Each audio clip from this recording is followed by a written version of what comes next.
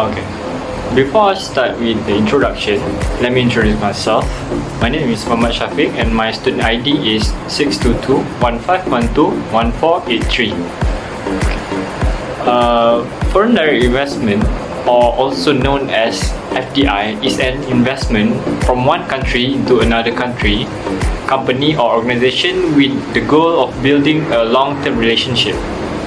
Foreign portfolio investment, in which investor passively hold security from foreign nation, are distinguished by lasting interest. Obtaining a long-term interest or extending one firm into a foreign nation are both examples of foreign direct investment. If an investment in a foreign corporation create a long-term stake, it's termed as FDI. When investors secure at least 10% of a company voting power, and enduring interest is developed. The aspect of control is crucial to foreign direct investment. Control denotes the desire to actively control and affect the activity of the foreign company. FDI also can help to promote and maintain economic growth in both the receiving and investing country. Developing countries are pushed for FDI to help fund the building of new infrastructure and creation of jobs for their citizens.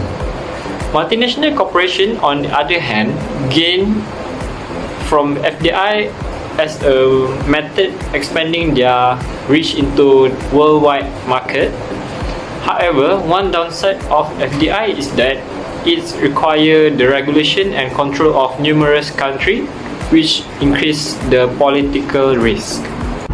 Hi, Assalamualaikum warahmatullahi wabarakatuh. My name is Omar bin Saizan and my student ID is 6221512196.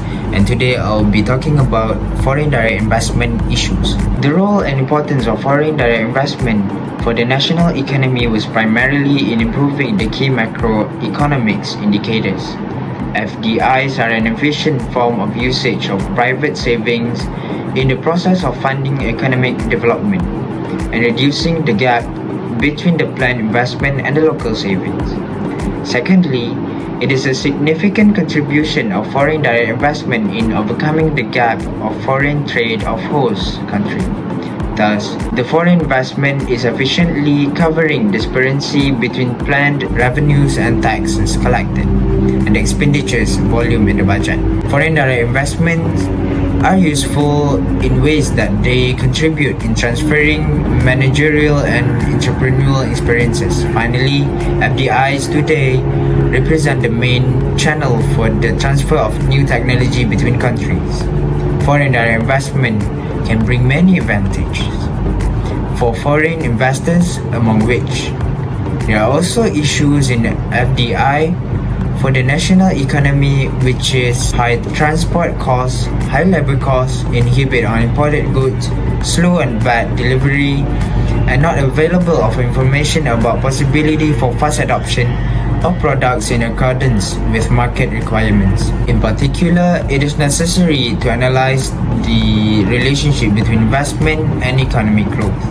This interdependence can be seen by measurement of macroeconomic aggregates in growth rate, movement of investment, foreign exchange level, and trends.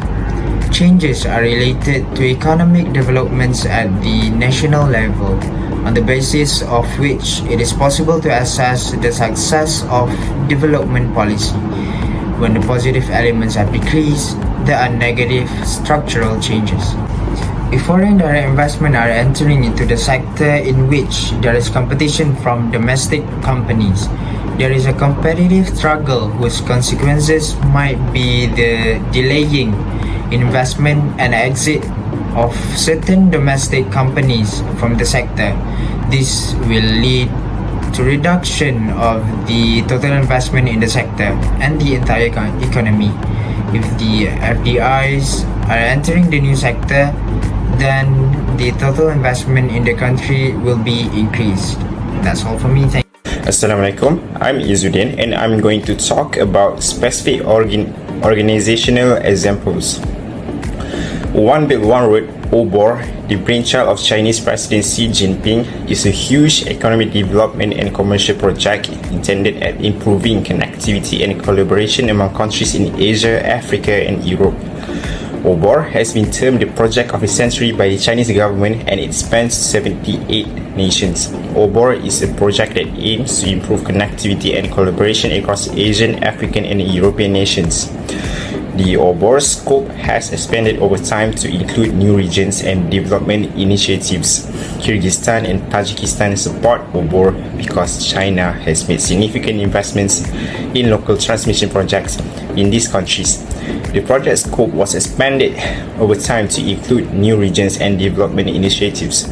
It was first established in 2013 with the intention of re-establishing the old Silk Road between Asia and Europe. The Belt and Road Initiative (BRI) is a project that involves the development of a huge network of roads, railroads, maritime ports, electrical grids, oil and gas pipelines, and other infrastructure.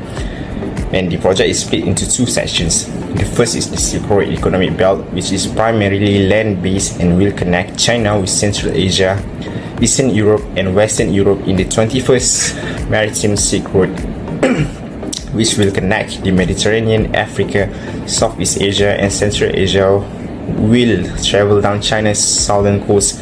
The names are mixed up since the belt is actually a network of motorways and the road is a maritime road. OBOR is significant to China since it aims to boost domestic growth and is part of the country's economic diplomacy strategy. By integrating less developed border regions like Xinjiang, neighboring nation, China seeks to promote economic activity. OBOR aims to diversify and grow China's export markets. It will also allow the manufacturing behemoth to seize control to cost-effective ways to export goods swiftly. Any assessment of manufacturing capacity can be successfully channeled to OBOR destinations, and China has invested over 1 trillion various infrastructure projects, is assisting partners countries with low interest loans.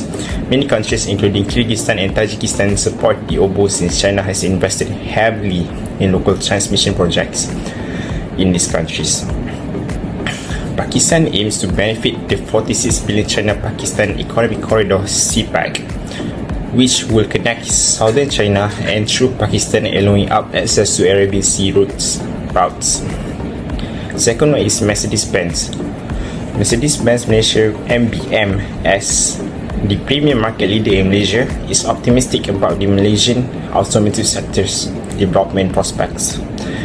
Based on this optimistic perspective, MBM continued to spend heavily in critical areas such as talent, technology, production, and service, as well as expanding employment opportunities and human development.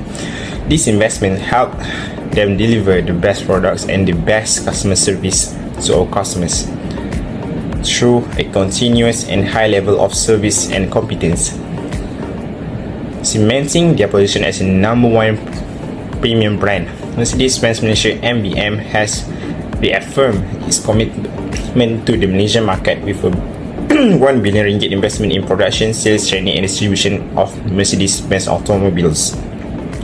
MBM has launched 13 new models and 8 new dealerships this year, focusing on giving the best products and the best customer service experience. MBM retained its premium category leadership with over 50 car types and the largest premium dealership network in Malaysia with 33 locations as the premium segment leader. MBM was able to deliver 8,771 vehicles to customers over the past 9 months, on course for yet another record year in 2017, stated Mark Rain, Vice President of Sales and Marketing at Mercedes-Benz Malaysia. In a similar vein, Mercedes-Benz Pekan Production Plan and Training Academy in Puchong, Selangor has received nearly a third of the company's overall investment. Hi, Assalamualaikum. My name is Syami and I'll be explaining about recommendation for FDI.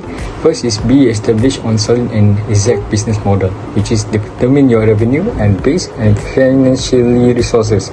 A good business model demonstrates a company's ability to profitable in worldwide market by demonstrating its success in its home country. Because of the numerous factors to reckon with, such different government rules and market instability in general. Expanding into international markets is frequently riskier than investing domestically. Second is take control of your company's investment attraction strategy, which is by creating clear and attainable goals. We provide service and create custom policies and programs to assist businesses in achieving their goal. Third recommendation is should prepare before approaching international investors. As much as research, data, analytics, and information as feasible before approaching international investors. Understanding the worldwide market and more especially how your company will function in one is crucial.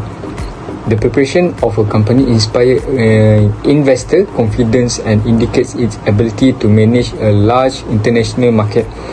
Here are a few measures to attract FDI and what to prepare, which are: have analytics that demonstrate your business's success in your own domestic market. Prepare projection on how your business's plans to continue that success with supportive data. Documentation on how your business could work under a foreign country's government regulation and a list of any potential setback and how your business plans to rectify them and potential profits and investors could gain by performing a partnership. For the fourth recommendation is horizontal and vertical foreign direct investment. Horizontal investment is the most prevalent type and it occurs when a company merges with another company that offers the same product or services in a different country in order to strengthen its position in that market. The major goal is to limit competition and acquire market share in overseas market. For the fifth recommendation is consider what items your company sells and what it wants. When an investor joins with a foreign investor to add value to the supply chain and complement their businesses, this is known as vertical investment. For instance, a corporation may produce a component or approach that the investor requires. For the last recommendation is building network with a catalyst for growth. It's difficult for the company to grow without a robust network in general, but it even more challenging for a company wanting to expand internationally. In today's society, the internet is a great place to start to connect with industry experts and investors in your field. Use professional networking sites like Link. Is a strong and honest social media presence that appropriately portrays your firm, can cement your investment chances, and is a wonderful and inexpensive method to network. Produce and share relevant information on your social media sites to have a better grasp of what attracts international investors to your country. That's all for me. Thank you. Assalamualaikum. My name is Saiful Gali Adam Beros Mizal and you can call me Adam. My student ID is 622-1512-1527. I will continue present our group presentation. In the conclusion, the increasing importance of FDI in the global economy, which many nationals have found difficult to apply or explain to several respondents, should be simplified. For example, the issue of indirectly owned enterprise. Lastly, the question is whether this operation will be enough to meet listing data requirement for comprehensive and comparable FDI statistics, or whether a large worldwide coordinate effort similar to the IMF sponsor coordinate portfolio investment survey would be necessary. One, the IMF intend to study the viability of undertaking such a survey in conjunction with other international institutions, regional agencies, and member nations.